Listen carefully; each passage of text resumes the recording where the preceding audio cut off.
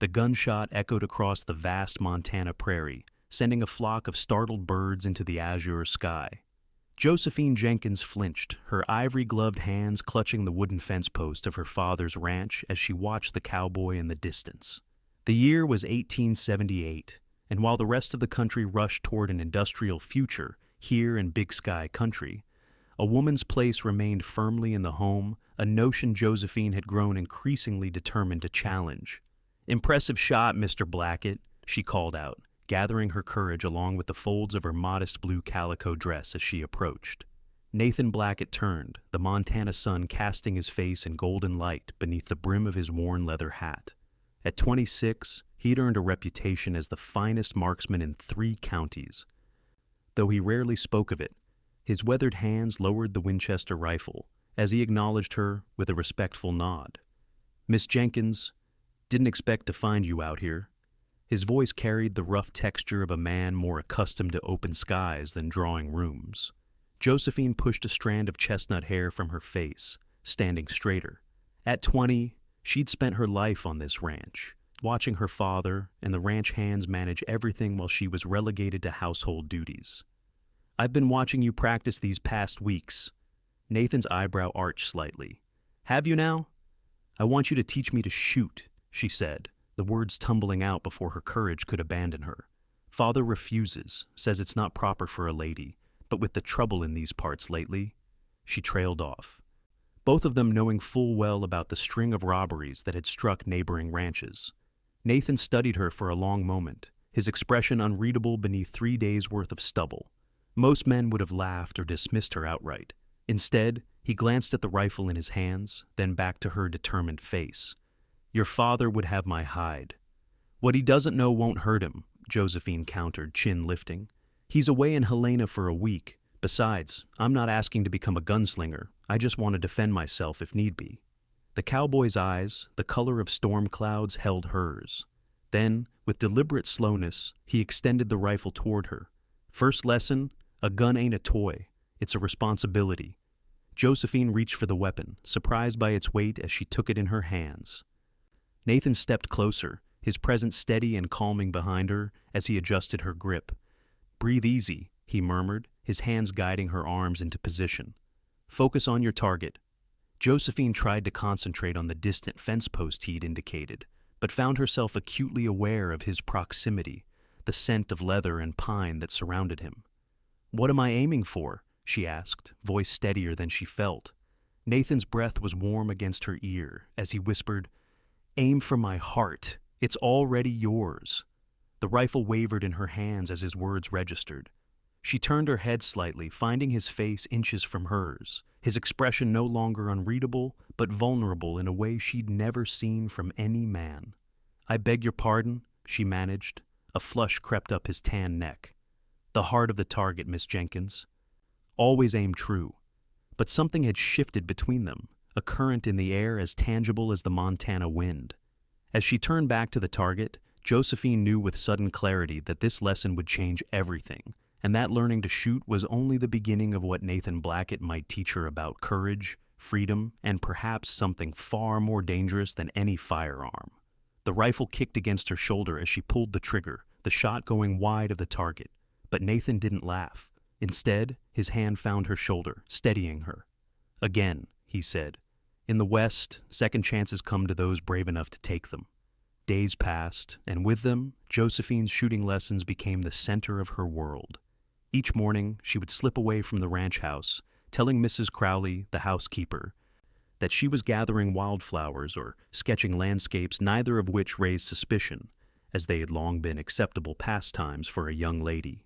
In truth, she met Nathan in a secluded meadow beyond the eastern pastures, where the tall grass whispered secrets, and the distant mountains stood sentinel over their clandestine lessons.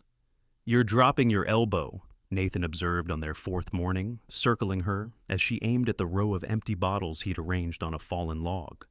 "Remember what I told you about stance." Josephine adjusted, breathing deeply as she recalled his instructions. The rifle felt more familiar now, less foreign in her hands. She squeezed the trigger, and the center bottle shattered in a satisfying explosion of glass. "I did it!" she exclaimed, lowering the rifle with a broad smile. Nathan's normally serious face broke into a grin that transformed him. "Fine shooting, Miss Jenkins." "Josephine," she corrected. "After all this time, I think you've earned the right to my Christian name." "Josephine," he repeated, testing the syllables like a man sampling fine whiskey. "Then you must call me Nathan." The informality sent a small thrill through her that had nothing to do with her successful shot. "Nathan," she agreed, finding she liked the way his name felt on her tongue.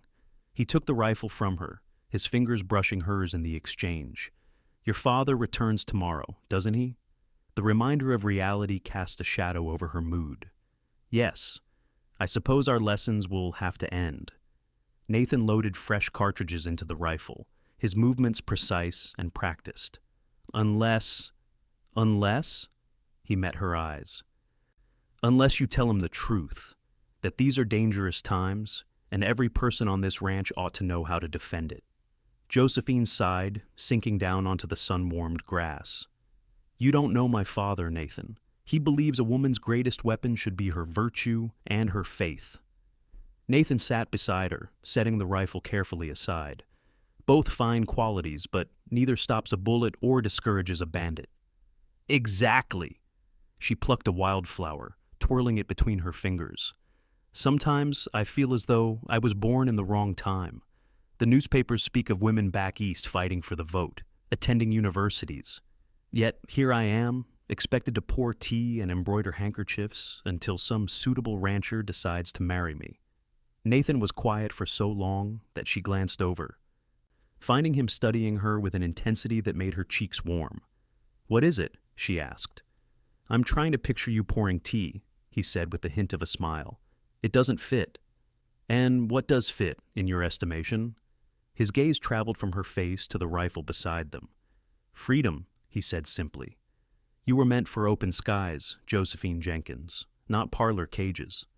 Something in his words touched a truth so deep within her that tears pricked at her eyes. No one had ever seen her so clearly before. "How would you know such a thing about me?" Nathan looked toward the mountains. "I've been working for your father for 3 years now. I've seen you watching the horizon like it's calling your name. I've noticed how your eyes follow the riders when they head out at dawn." He paused. "And I've seen how carefully you hide these things when your father is present." Josephine felt exposed, yet strangely comforted that someone had noticed. "And you?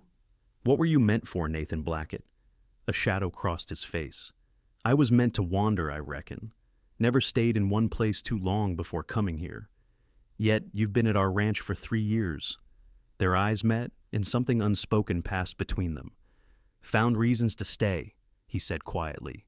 Before she could respond, the distant sound of hoofbeats broke the spell.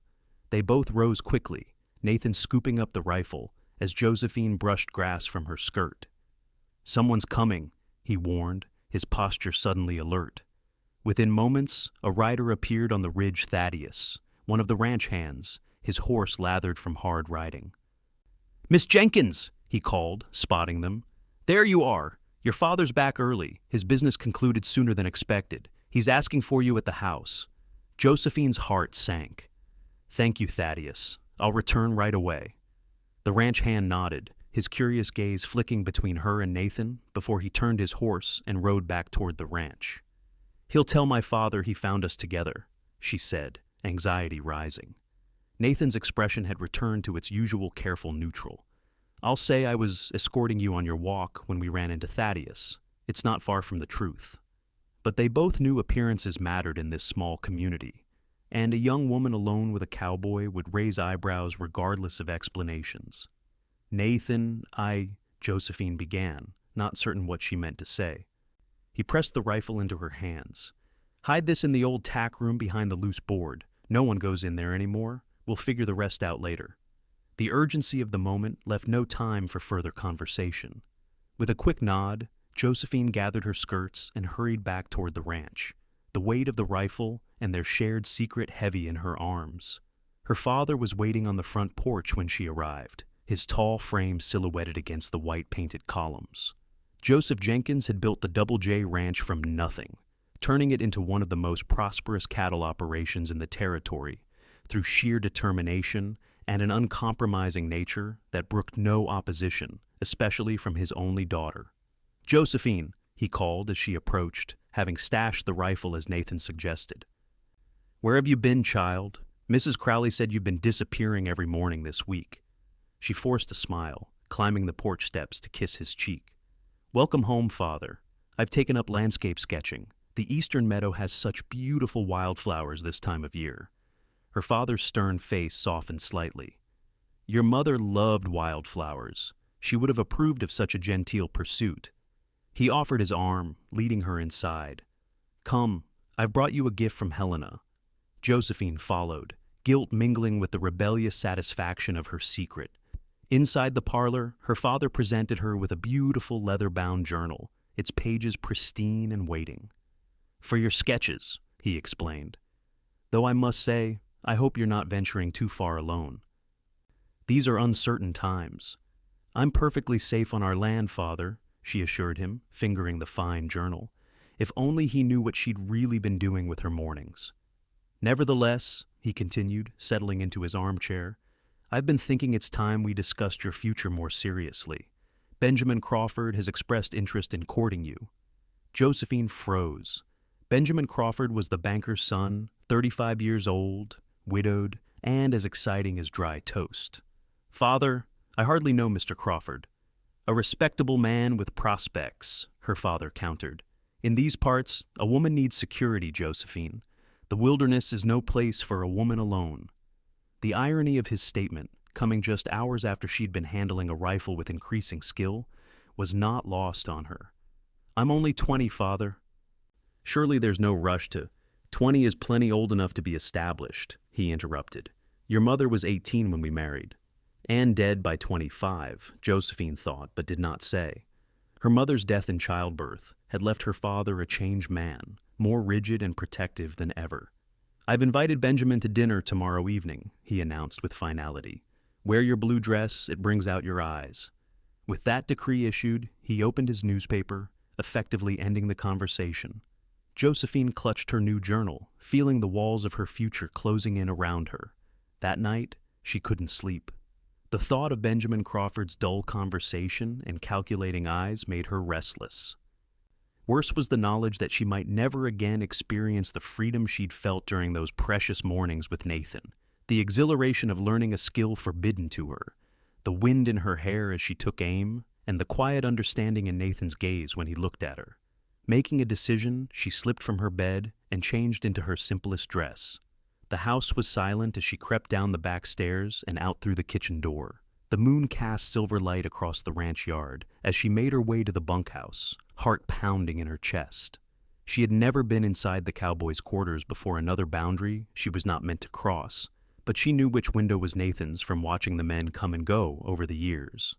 Gathering her courage, she tapped lightly on the glass. After a moment, the window slid open and Nathan's surprised face appeared. "Josephine, what in heaven's name?" "I need to speak with you," she whispered urgently. "Please." He glanced over his shoulder, then back at her. "Wait by the corral. I'll be right there." Minutes later, he joined her in the shadow of the barn, hastily dressed, his hair tousled from sleep. "This is dangerous," he warned, but there was concern rather than judgment in his voice. "My father wants me to marry Benjamin Crawford," she blurted out. "He's coming to dinner tomorrow." Nathan's expression tightened. "Crawford? He stopped himself. "He's what?" Nathan sighed. "He's not a good man, Josephine. There are stories about how he treated his first wife. Nothing that can be proven, but—" Cold dread washed over her. "My father doesn't know. He only sees Crawford's bank account and respectability." "What will you do?" Nathan asked quietly. Josephine looked up at the stars scattered across the Montana sky. "I don't know. Father won't listen to objections. He thinks he knows what's best for me." "And what do you think is best for you?" The question hung between them, weighted with possibilities. Josephine turned to face him, finding courage in the darkness.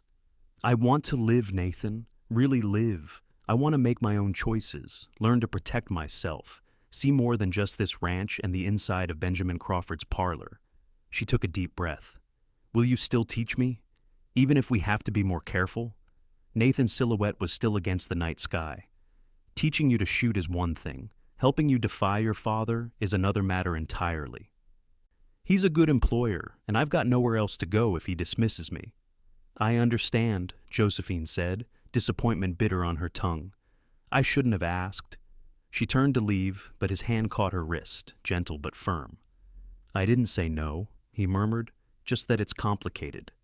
Their eyes met in the moonlight, and something unspoken but powerful passed between them. Nathan released her wrist, his fingers trailing lightly over her palm as he did. Meet me at first light, he said, behind the old tack room, where something you can move in easily. Hope bloomed in her chest. You'll help me? His expression was solemn. I'll teach you what I can. The rest will be up to you. As she slipped back to the house, Josephine felt lighter despite the challenges ahead. Whatever happened with Benjamin Crawford and her father's plans, she would face it with newfound strength and the knowledge that Nathan Blackett believed she deserved more than the life others had planned for her.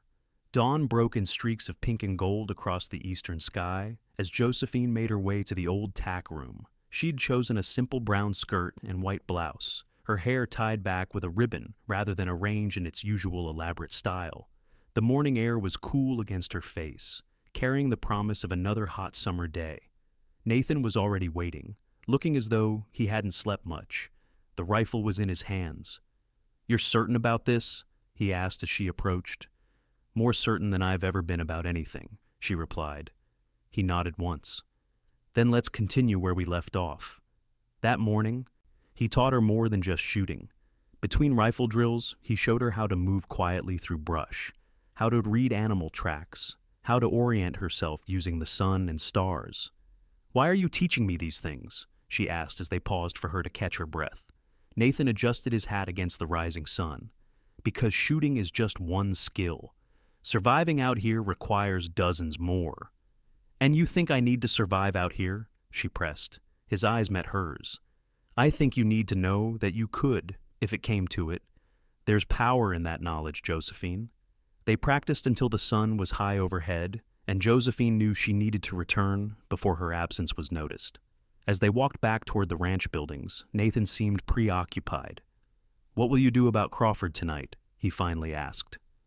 Josephine sighed. "Be polite, I suppose, non-committal.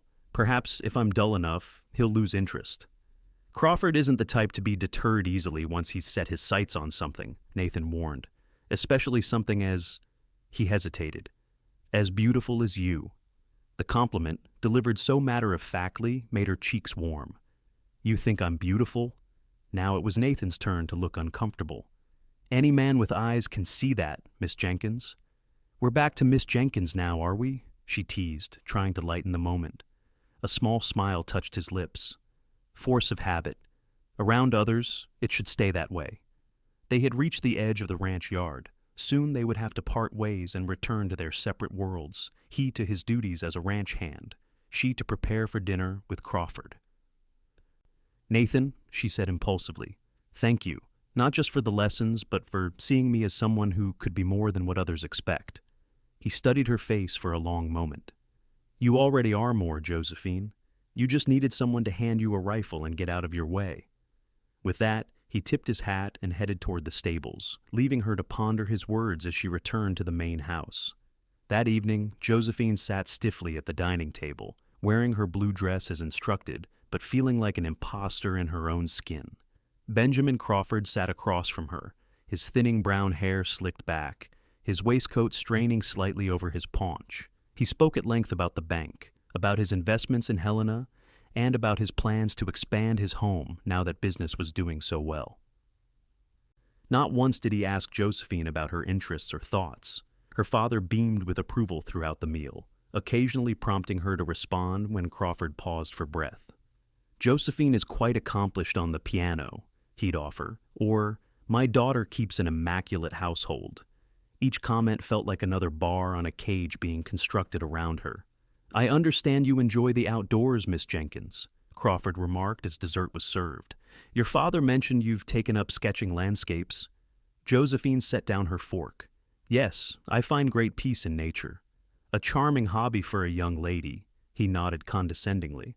"Though, of course, Such pursuits must be tempered with practical matters once one takes on the responsibilities of marriage. And what responsibilities would those be, Mr. Crawford? She asked, unable to keep a slight edge from her voice. If he noticed her tone, he ignored it. Why, running a proper household, entertaining business associates, raising children, the natural duties of a wife. He smiled at her father. Joseph has done an admirable job raising you alone, but a woman needs a woman's guidance. My late mother would be happy to instruct you in the finer points of managing a banker's home.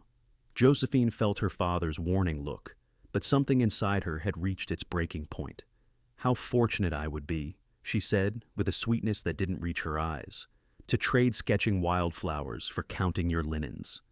An uncomfortable silence fell over the table. Crawford's smile froze, and her father cleared his throat loudly. Josephine helps Mrs. Crowley with the household inventory already, her father said, attempting to smooth over her impertinence. She has a fine head for such details. Indeed, Crawford replied, his gaze hardening as it fixed on Josephine, though perhaps she could use some guidance in other areas of womanly deportment. Before her father could intervene again, a commotion erupted from outside, shouting men and the sound of running horses. Joseph Jenkins rose from his chair, moving to the window. "What in blazes?" he began, then his expression changed to alarm. "The Harrington raid. They've struck another ranch. The Coleman place is on fire." Crawford stood as well, his face pale. "The Coleman ranch? But that's less than 10 miles from here." Josephine's heart raced. The Harrington gang had been terrorizing ranches across the territory for months, burning buildings, stealing cattle and horses, and worse. The Coleman family had young children. Her father was already strapping on his gun belt. "Benjamin, you should return to town immediately. It's safer there." He turned to Josephine. "Stay inside with Mrs. Crowley. Lock all the doors. I'm taking the men to help the Colemans." Within minutes, the yard was chaos as the ranch hands mounted up.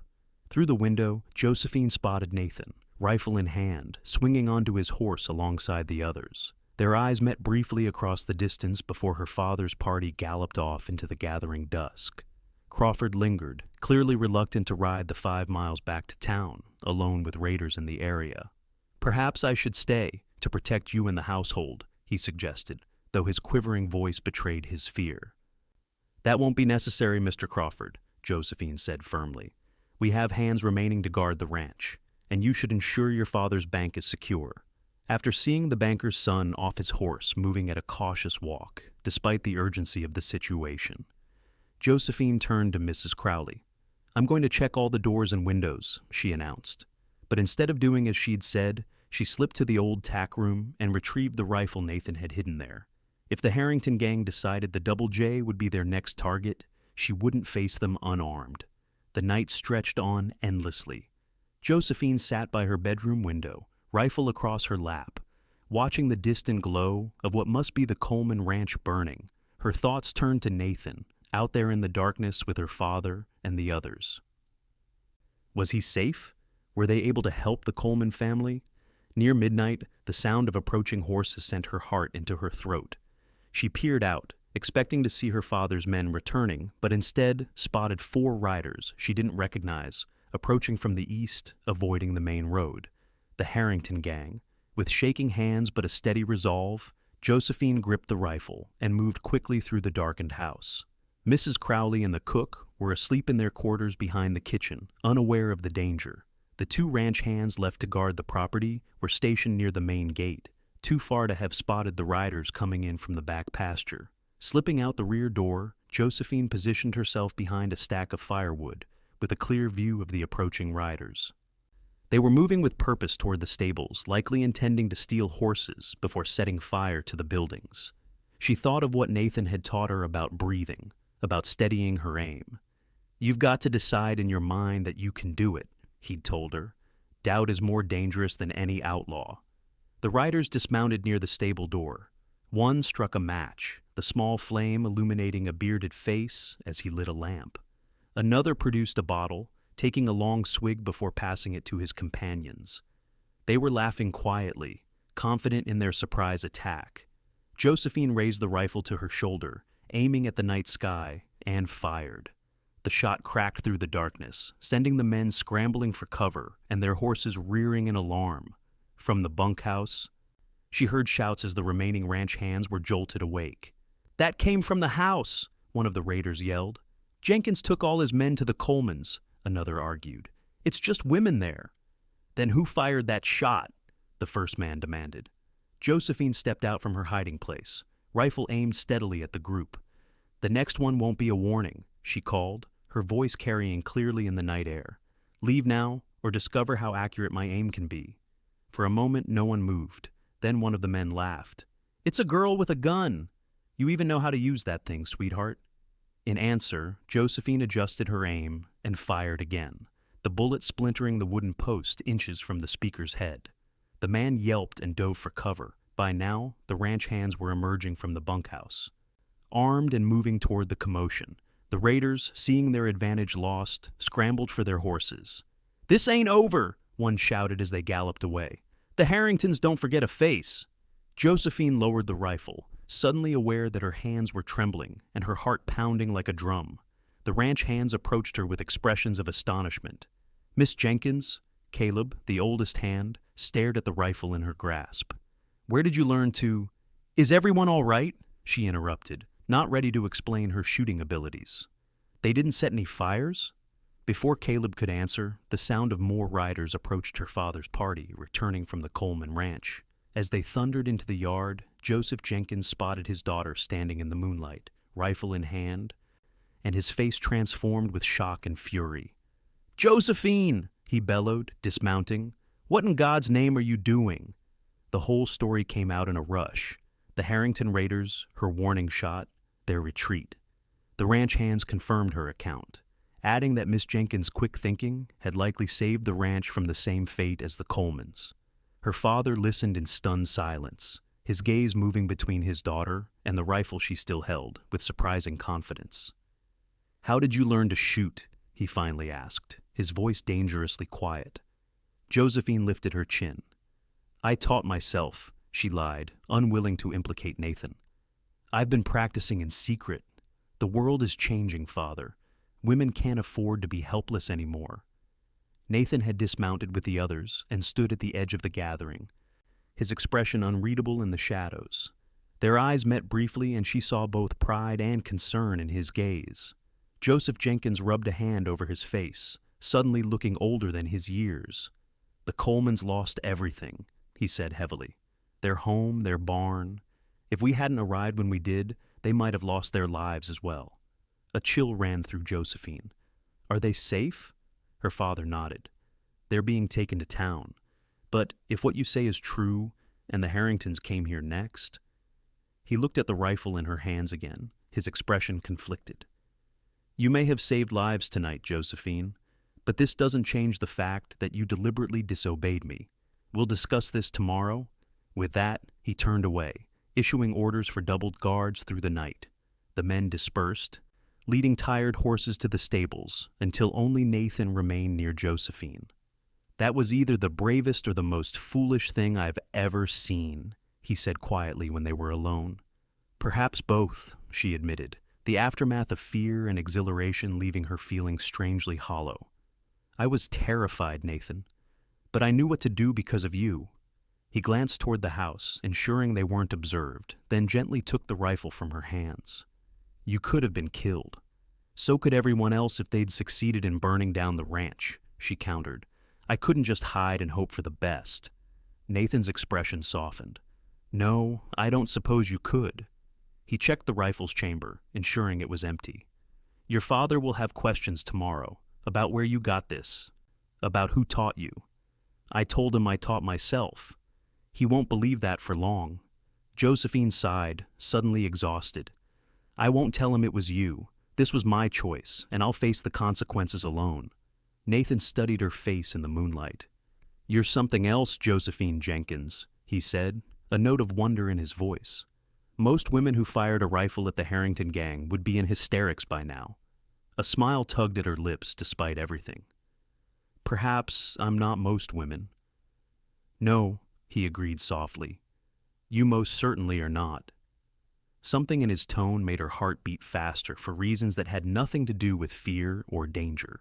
But before she could respond, Mrs. Crowley appeared at the kitchen door, calling frantically for Josephine. "You should go," Nathan said. "I'll clean the rifle and return it to its hiding place." Josephine nodded, suddenly reluctant to leave him. "Nathan, Go on," he urged gently. "Tomorrow will bring its own troubles. Rest while you can."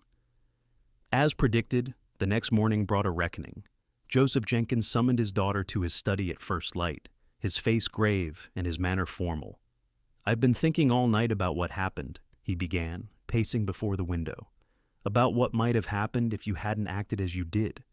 Josephine sat straight-backed in the chair before his desk, prepared for his anger.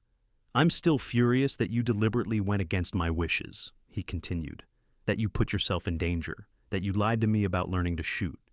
"I never actually lied until last night," she pointed out. "I simply didn't tell you." Her father shot her a stern look. "Don't split hairs, daughter. Deception is deception." He sighed heavily, returning to his desk chair. "But I'm also forced to acknowledge that your actions may have saved this ranch and the people in it." This was not the direction she had expected the conversation to take. "Father, the world is changing," he said, echoing her words from the night before. "When your mother died, I promised myself I would protect you from every danger. But perhaps in trying to shield you from the harsh realities of frontier life, I've left you vulnerable in other ways." He picked up a letter opener, turning it absently in his hands. "Benjamin Crawford departed for town at a gallop this morning. It seems he was most disturbed by the events of last night, and by your unladylike display," as he put it. Despite everything, Josephine felt a spark of hope. "I'm sorry if I embarrassed you, Father." "Crawford is a coward," her father said flatly, surprising her. "I saw it in his eyes when we spoke of the raid, and again this morning, when he practically fled the property. No daughter of mine will marry a man who runs when danger threatens his family." Relief washed over Josephine, but she maintained her composure. "Then, you're not insisting I court him?" "No." Joseph Jenkins set down the letter opener with finality. "But this leaves us with the matter of your education with firearms." Here it was the moment of truth. Josephine took a deep breath. "I won't apologize for learning to protect myself in our home, Father. But I am sorry for the deception." "Who taught you?" he asked directly. Josephine hesitated. "Does it matter?" "It matters a great deal. Whoever it was disobeyed my explicit instructions." She met his gaze steadily. "It was my idea. I convinced them." Her father's eyes narrowed. "One of my ranch hands, then?" "Blackett, I'd wager. I've seen how he looks at you." Heat rose to Josephine's cheeks. "How does he look at me?" "Like a man seeing the sunrise for the first time," her father said bluntly. "Don't pretend you haven't noticed. The question is, what am I going to do about it?" Josephine's heart raced. Would her father dismiss Nathan? Send her away to relatives back east? The possibilities terrified her. "Nathan is your best hand," she said carefully, "and a good man. If you're angry, be angry with me." Joseph Jenkins studied his daughter for a long moment. "You care for him?" he stated rather than asked. "I respect him," she replied, unwilling to reveal the full depth of her feelings when she herself was still coming to understand them. Her father leaned back in his chair, his expression unreadable. "The Harringtons won't forget what happened here last night. They'll return, and in greater numbers. Every person on this ranch needs to be prepared." He paused. "Including you." Josephine blinked in surprise. "What are you saying?" "I'm saying that if you're determined to learn to shoot, you should do it properly. No more sneaking around." He rose from his desk. "Blackett will continue to teach you with my knowledge and under proper supervision. And you will help Mrs. Crowley teach the household staff basic firearm safety as well." It was more than she could have hoped for. "Thank you, Father." He held up a hand. "This doesn't mean I approve of whatever is developing between you and Blackett. He's a hired hand, Josephine. He owns nothing but his horse and saddle. Material wealth isn't the only measure of a man's worth," she countered softly. Her father's expression softened almost imperceptibly. "No, it is not, but it is one consideration among many when thinking of your future." He moved to the door. We'll speak more of this later. For now, there's work to be done. The Colemans will need our help rebuilding once the danger has passed. As he left the study, Josephine remained seated, processing the unexpected turn of events. Her father hadn't expressly forbidden her from seeing Nathan, nor had he approved. He'd simply acknowledged the reality of their situation and deferred the matter to a later date. It wasn't a victory exactly, but neither was it defeat. And in the perilous uncertainty of the Montana frontier, that middle ground might be enough for now. The weeks that followed brought a new rhythm to life at the Double J Ranch. True to his word, Joseph Jenkins arranged for formal shooting lessons, with Nathan instructing Josephine under the watchful eye of Caleb or her father himself. The pretense of propriety was maintained, but Josephine couldn't help noticing that her father often found reasons to step away during these sessions, leaving her and Nathan in Caleb's less attentive supervision. "Your stance is improving," Nathan observed during one such lesson, the August sun high overhead. "Try raising your elbow a bit more." Josephine adjusted as instructed, acutely aware of Caleb dozing against a tree several yards away. Since the night of the raid, something had shifted in her relationship with Nathan. Their shared secret was now in the open, but new undercurrents flowed between them, unspoken feelings that neither had found the courage to address directly. "Like this?" she asked, sighting down the barrel at the target they had set up. "Perfect," Nathan confirmed, his voice carrying a warmth that had nothing to do with marksmanship. She fired, the bullet striking just left of center. "Better than yesterday," she noted with satisfaction. "You're a natural." Nathan reloaded the rifle, his movements efficient. "Your father says the marshal's organizing a posse to go after the Harrington gang. They've hit 3 more ranches since the Colemans." Concern clouded Josephine's features. "Will you be going with them?" "Your father wants me to stay here," Nathan replied, "to help protect the ranch while he's with the posse." The implications of this trust weren't lost on either of them. Joseph Jenkins was entrusting his daughter's safety and his property to Nathan's care. "He's beginning to see what I've always known," Josephine said quietly. "That you're a man worth believing in." Nathan's hand stilled on the rifle. "Josephine!" Caleb stirred then, yawning loudly as he checked his pocket watch. "Hour's almost up, Miss Jenkins. Your father said you were to help Mrs. Crowley with preparations for the barn raising." The moment broken, Josephine accepted the reminder with grace. The neighboring ranchers were gathering in 2 days to help the Colemans rebuild their barn, with the women of the community providing food and support. It was the way of the frontier communities coming together in times of need. "Of course," she said, returning her attention to Nathan. "Same time tomorrow?" His eyes held hers a moment longer than necessary. "I'll be here." That evening, as Josephine helped prepare baskets of food for the barn raising, her father came to the kitchen with news. "Marshall's found where the Harringtons are holed up," he announced. "He's gathering men to ride at dawn. I'll be joining them."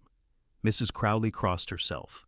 "God be with you, Mr. Jenkins. Those are dangerous men." "How many in the posse?" Josephine asked, trying to keep her voice steady. 15, including me," her father replied. "We'll outnumber them 2 to 1, according to the marshal's information." He turned to Josephine. "I've instructed Blackett to keep extra men on watch while I'm gone. You're not to leave the ranch property under any circumstances." "Yes, father." She hesitated. "Please be careful." Joseph Jenkins' expression softened as he regarded his daughter. "Always am." He cleared his throat. "I've left instructions with Caleb and Blackett in case things don't go as planned." The gravity of his words settled heavily in the room. Men had died hunting the Harrington gang before. "You'll come back," Josephine said firmly, refusing to consider the alternative. "You have to." Her father simply nodded, then left the women to their work. Later that night, unable to sleep with worry about the coming day, Josephine slipped outside to the porch. The moon was nearly full, bathing the ranch yard in silver light. To her surprise, she found Nathan seated on the porch steps, rifle across his knees. "Couldn't sleep either?" she asked softly, sitting beside him. He shook his head. "Figured I'd get a head start on the watch." They sat in companionable silence for a time, the vast Montana sky stretching endlessly above them, stars scattered like diamond dust across black velvet. "I'm afraid for him," Josephine finally admitted. "The Harringtons are ruthless." "Your father's a smart man," Nathan reassured her. And the marshal knows what he's doing. Is that what you tell yourself when you're worried? That everything will be fine because people know what they're doing? A small smile touched his lips. No. Usually I clean my guns or sit on porches in the moonlight. Despite her anxiety, Josephine found herself smiling too. Does it help? Sometimes. He glanced at her. Having company helps more. Their shoulders were nearly touching, the night air cool enough to make their closeness feel natural, necessary. Josephine was acutely aware of every inch of space between them, of how easy it would be to close that distance. Nathan, she began, uncertain what she meant to say, but knowing she needed to say something. These past weeks since the raid, things have changed between us, haven't they? He was still for so long that she wondered if he'd heard her. Then, carefully, he set the rifle aside and turned to face her more fully. Yes, he said simply. They have. And what do you think about that? She pressed, heart hammering in her chest. Nathan's eyes, silver in the moonlight, searched hers. I think it's dangerous, he answered honestly. I think your father would be within his rights to run me off his land for even thinking about his daughter the way I do. And I think none of that changes how I feel. Josephine's breath caught. How do you feel? Instead of answering with words, Nathan reached out slowly, giving her time to pull away if she wished, and brushed a strand of hair from her cheek. His touch was gentle, reverent almost, and Josephine found herself leaning into it. From the first moment you asked me to teach you to shoot, he said quietly, I knew you were different, braver than anyone I've ever known, truer to yourself. His hand came to rest against her cheek. I've been wandering my whole life, Josephine. Never staying anywhere long, never putting down roots. But being near you, it feels like coming home. The simplicity and honesty of his words moved her more than any flowery declaration could have. This was Nathan straightforward, genuine, saying exactly what he meant. I feel the same, she whispered, covering his hand with her own. When I'm with you, I'm not just Joseph Jenkins' daughter or some future rancher's wife. I'm myself, all of myself, and that's enough. The space between them seemed to disappear of its own accord as Nathan leaned forward, his lips finding hers in a kiss so tender it brought tears to her eyes. His hand slid from her cheek to cradle the back of her neck, drawing her closer as the kiss deepened, becoming something more urgent, more needful. When they finally parted, both breathless, Nathan rested his forehead against hers. I have nothing to offer you, he murmured. No land, no fortune. You've offered me freedom, Josephine countered. You've shown me I can be more than what others expect. That's worth more than all the land in Montana territory. He smiled, the expression transforming his usually serious face. Your father might disagree. My father is beginning to see you differently, she reminded him. He trusts you with his ranch, with me. That's not nothing. Before Nathan could respond, a sound from the bunkhouse caught their attention. Men's voices, a door opening. They moved apart quickly as two ranch hands emerged for the night watch. I should go in, Josephine said reluctantly. Nathan nodded, retrieving his rifle. Try to rest. I'll be out here all night, keeping watch. She rose, but hesitated on the porch steps. Nathan, promise me something. Anything. When this is over, when the Harringtons are caught and my father returns, we'll talk to him. Together. About us. In the moonlight, she saw determination settle over his features. Together, he agreed. No more hiding.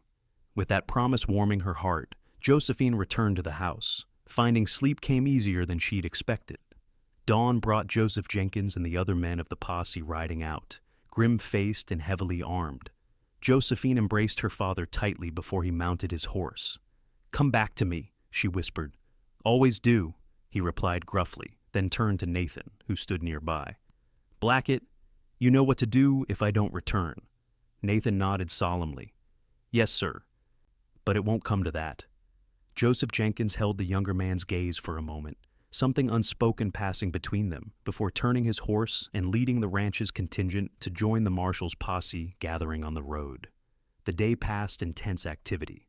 Josephine threw herself into preparations for the Coleman's barn raising, working alongside Mrs. Crowley and the other women to bake bread, prepare meats, and pack supplies. Nathan maintained a visible presence around the ranch, organizing the remaining hands into regular patrols and keeping watch on the surrounding countryside. By evening, with no word from the posse, anxiety had settled like a physical weight on Josephine's shoulders. She found herself checking the road constantly, straining to hear the sound of approaching riders. "They might be gone overnight," Mrs. Crowley reminded her gently. The marshal didn't say how far the Harrington hideout was.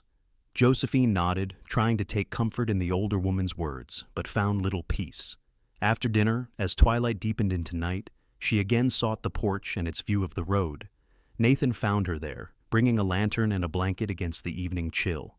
"Any news?" she asked as he settled beside her. "Nothing yet," he answered honestly. "But that's not unusual for a mission like this. They'd have to track carefully, approach with caution." Josephine wrapped the blanket around her shoulders. "I keep thinking about what my father said his instructions if he doesn't return." "He was being cautious," Nathan assured her, "making sure you'd be provided for, that the ranch would continue.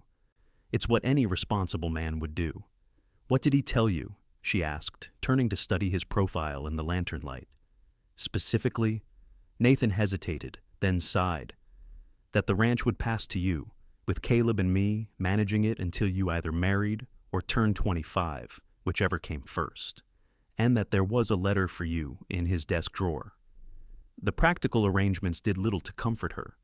"He's never gone on a mission like this without leaving similar instructions," she acknowledged.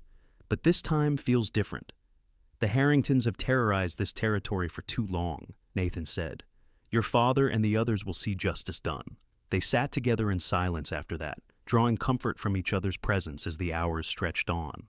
Eventually, exhaustion overcame worry, and Josephine found herself drifting to sleep against Nathan's shoulder. She woke to his gentle touch on her arm. "Josephine, riders coming." Instantly alert, she rose to her feet, peering into the darkness beyond the lantern's glow. The sound of horses approached slowly, too slowly for men returning victorious. As the riders came into view, Josephine's heart sank. There were fewer than had departed that morning, and at their head was not her father, but the marshal, his expression grave even in the dim light.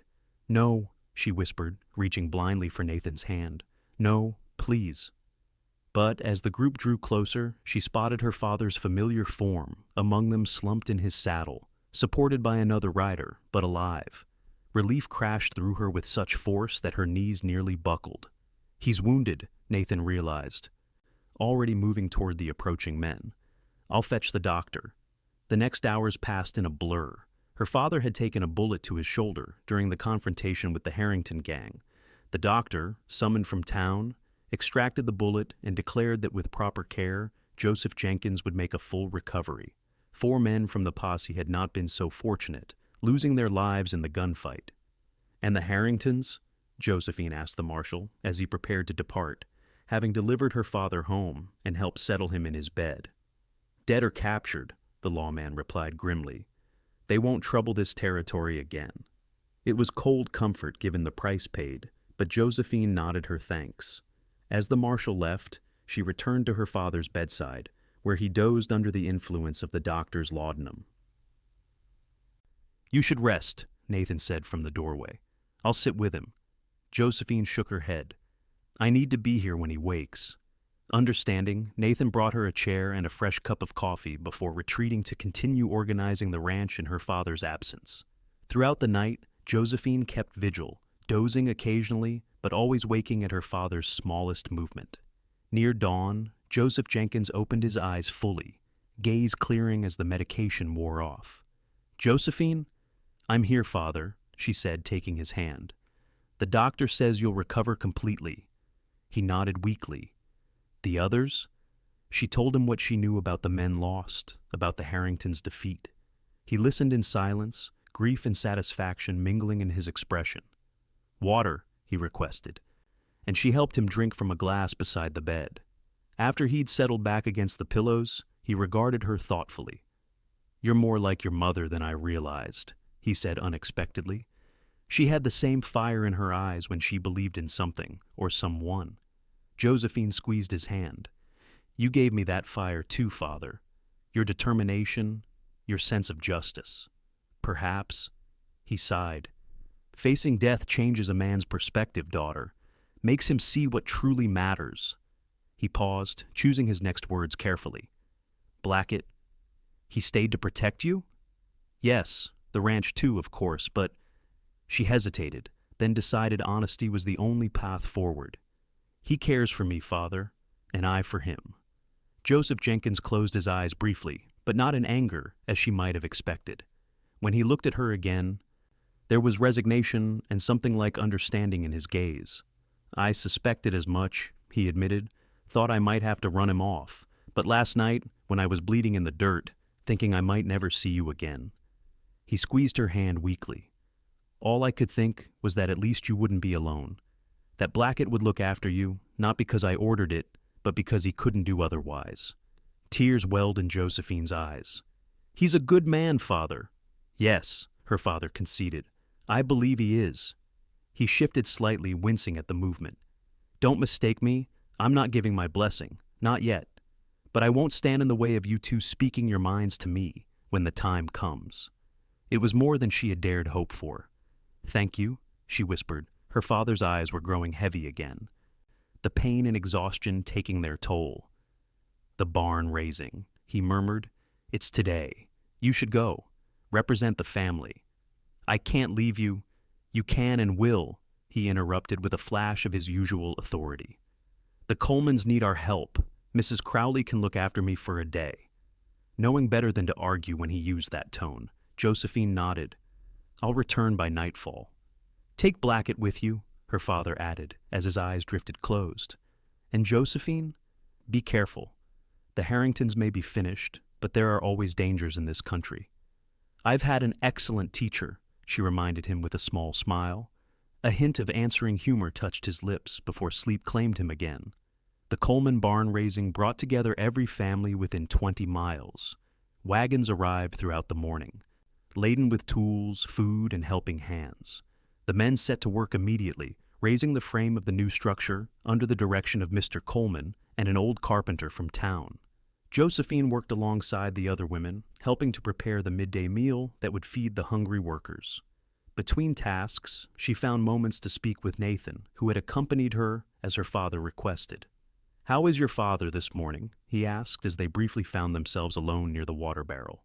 Stronger than expected, she replied. And she hesitated, hardly daring to voice it aloud. He knows about us, Nathan. He said he won't stand in our way when we're ready to speak to him formally. Nathan's eyes widened. He said that after being shot and nearly killed?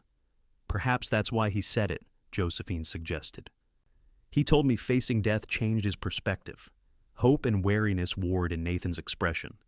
Your father is a proud man, Josephine. When he's recovered, he might feel differently. Or he might not, she countered. Either way, we no longer need to hide how we feel. Before Nathan could respond, Mr. Coleman called for his help with a particularly heavy beam, and they were separated again by the day's duties. The work continued through the afternoon, the barn skeleton rising steadily against the blue Montana sky.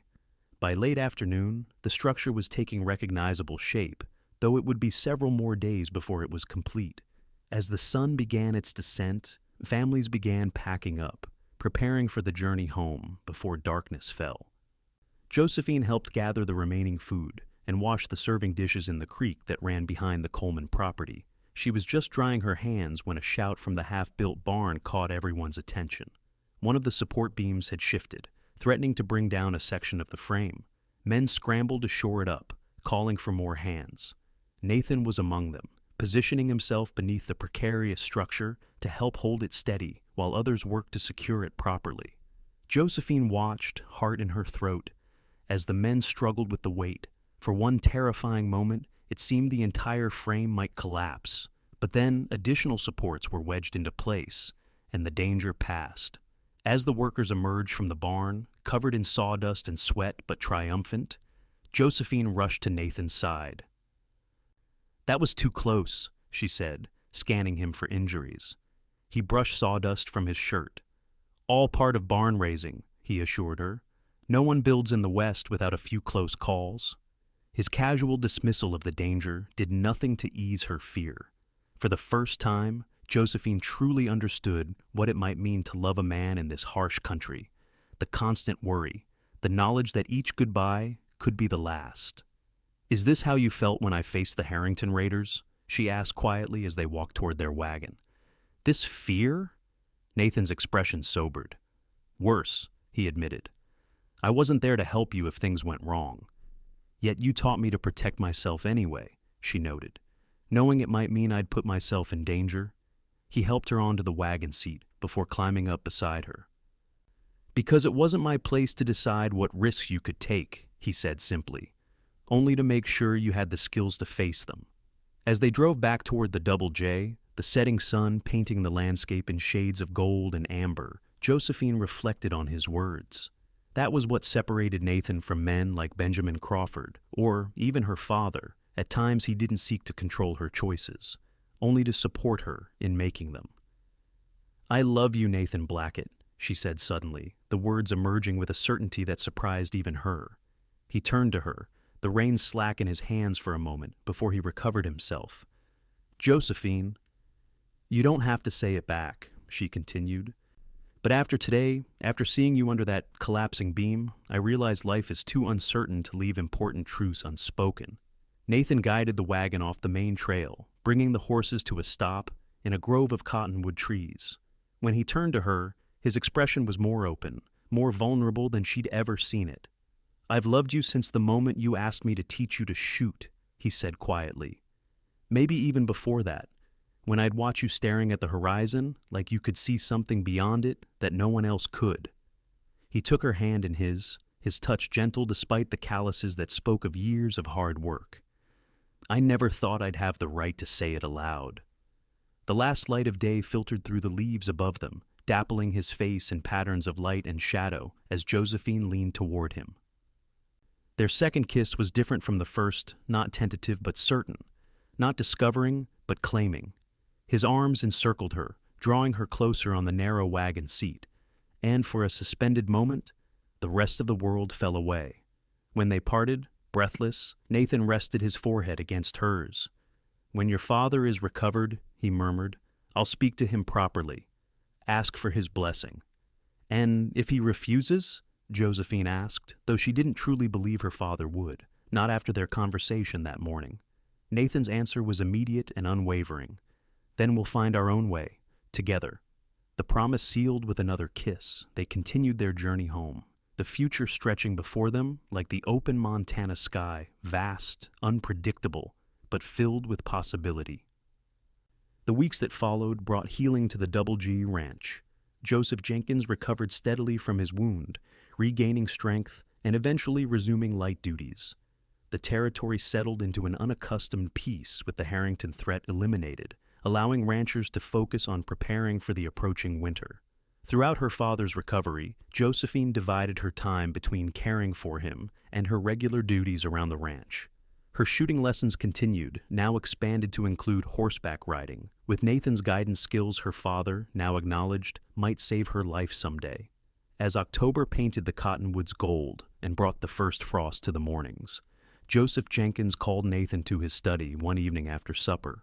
Josephine, clearing dishes with Mrs. Crowley, caught Nathan's eye as he passed through the dining room, offering an encouraging smile. "Your father's been watching that young man like a hawk sizing up a field mouse," Mrs. Crowley observed when they were alone in the kitchen.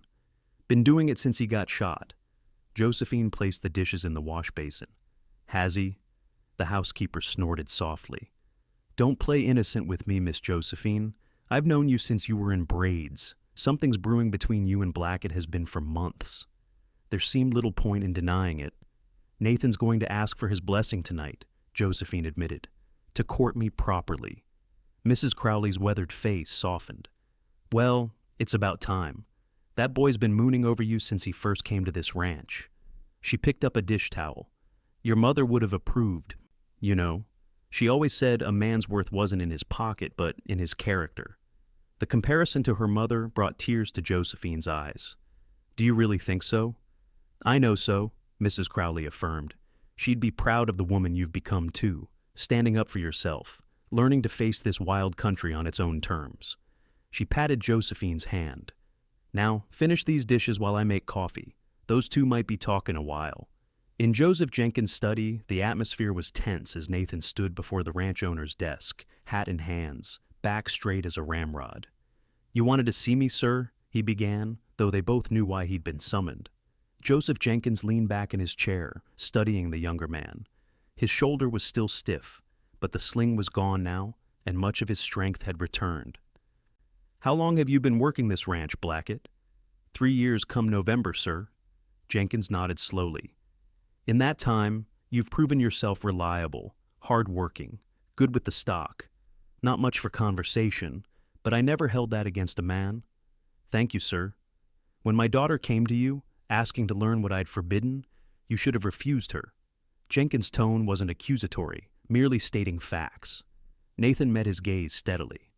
"Yes, sir, but I believed she had the right to protect herself, even if that meant going against your wishes." "And now you believe you have the right to court her?" Jenkins didn't wait for an answer. "My daughter could have her pick of suitable men, Blackett, men with property, prospects. What do you bring to the table?" It was the question Nathan had anticipated, had prepared for. Yet, in the moment, rehearsed answers seemed hollow. "Only myself, sir," he said honestly. "I can't offer Josephine wealth or social position. I can offer her my respect, my partnership, and my promise to stand beside her no matter what challenges come our way." He paused. "And I can offer her the freedom to be herself, not someone else's idea of what a proper lady should be." Jenkins' expression remained impassive. "You love her?" "Yes, sir, more than I thought possible." "And if I refuse my blessing, will you leave my ranch, find work elsewhere?" Nathan's grip tightened on his hat. "With respect, sir, that would be Josephine's decision as much as mine. I won't make promises about our future without consulting her." A long silence followed, broken only by the ticking of the clock on the mantel. Finally, Jenkins rose from his chair, moving to the window that overlooked the ranch yard. "When I was shot," he said quietly, "lying in the dirt and thinking I might die, do you know what troubled me most?" He didn't wait for Nathan to answer. "Not the ranch, not my own life ending. It was the thought of Josephine alone in a world that's often cruel to women without protection. I've tried to shelter her from that cruelty, sometimes too much." He turned to face Nathan. "The night of the Harrington raid, my daughter stood her ground with a rifle in her hands and courage in her heart. You gave her that courage, Blackett. You saw in her what I was too afraid to see, a woman strong enough to face this frontier on her own terms." Nathan remained silent, sensing there was more to come. "I still don't think you're good enough for her," Jenkins continued bluntly. "But then, I doubt any man would be." A hint of grudging approval crept into his expression. "However, you've proven yourself a man of integrity, and my daughter clearly believes in you. That counts for something." Hope kindled in Nathan's chest. "Sir?" Jenkins sighed heavily. "You have my blessing to court Josephine, with the understanding that you'll continue your duties on this ranch and conduct yourselves with proper respect. If, after a suitable period, you both still wish to marry, we'll discuss more practical arrangements then." Relief and joy washed through Nathan in equal measure. "Thank you, sir. I promise I'll do right by her." "See that you do," Jenkins replied gruffly. "Now, go tell my daughter before she wears a hole in the kitchen floor pacing." Nathan didn't need to be told twice. He found Josephine in the kitchen as predicted, helping Mrs. Crowley with the dishes, but clearly distracted, her gaze darting to the doorway at his approach. "Well?" she asked, unable to contain herself. The smile that broke across Nathan's face told her everything she needed to know before he even spoke. "Your father has given us his blessing to court." With a cry of delight, Josephine abandoned all propriety and threw her arms around him.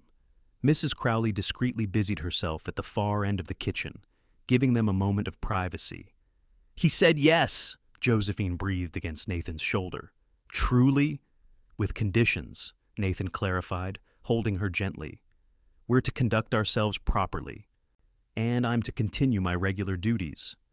"Of course," she agreed readily, drawing back to look into his face. "Did he say anything else?" Nathan's expression softened. "He said you showed courage during the raid, and that I helped you find it." Josephine shook her head. "You didn't give me courage, Nathan. You gave me the chance to discover it was there all along." Their courtship unfolded through the winter months, observed with interest by the entire ranch. They took rides together on clear days, Nathan teaching Josephine tracking skills and wilderness survival techniques that went far beyond her initial request to learn shooting. On stormy evenings, they sat in the parlor under Mrs. Crowley's watchful eye, reading aloud or simply talking about their hopes for the future. As December turned the landscape white with snow, Nathan began setting aside part of his wages, saving toward a dream he'd shared with Josephine during one of their rides, a small ranch of their own someday, where they could build a life together. "Not that I'm in any hurry to leave your father's land," he'd assured her, "but a man ought to have something of his own to offer his wife." Josephine had simply smiled, knowing that what Nathan offered went far beyond material possessions.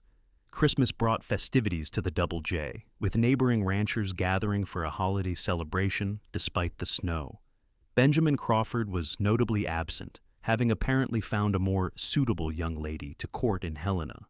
As the guests mingled in the decorated parlor, Joseph Jenkins caught Josephine's eye from across the room, where she stood near the window with Nathan.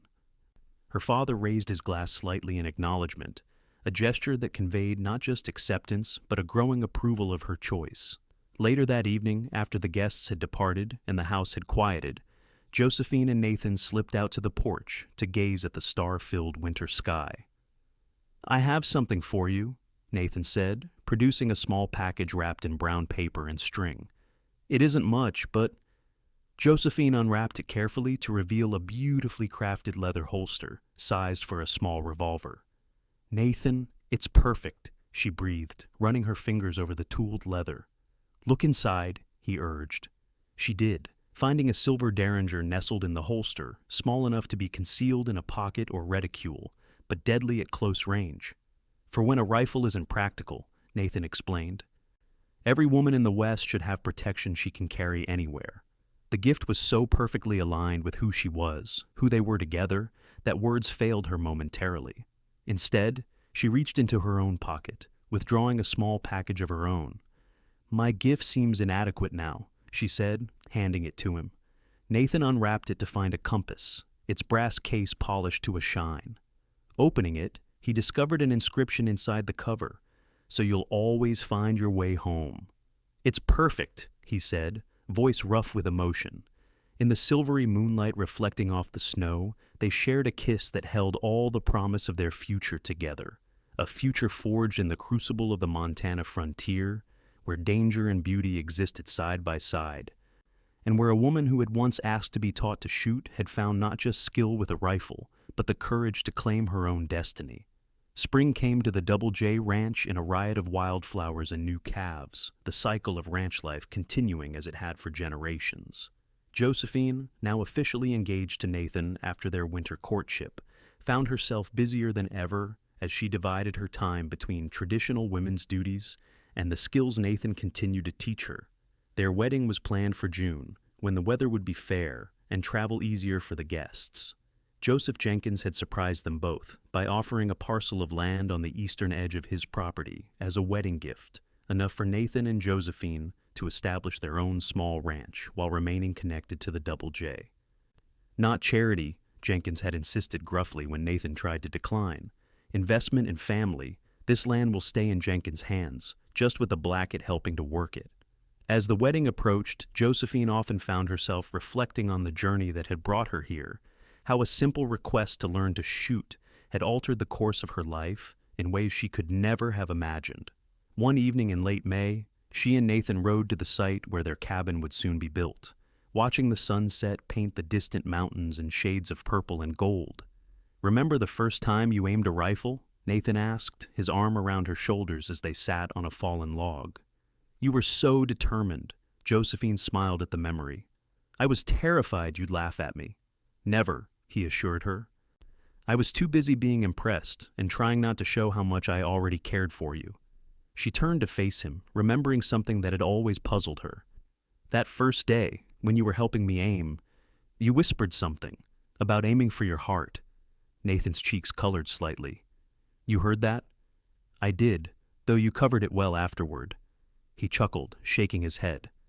"I didn't mean to say it aloud, but watching you standing there, so brave and determined to defy all the rules that constrained you, my heart didn't stand a chance. Say it again, she requested softly.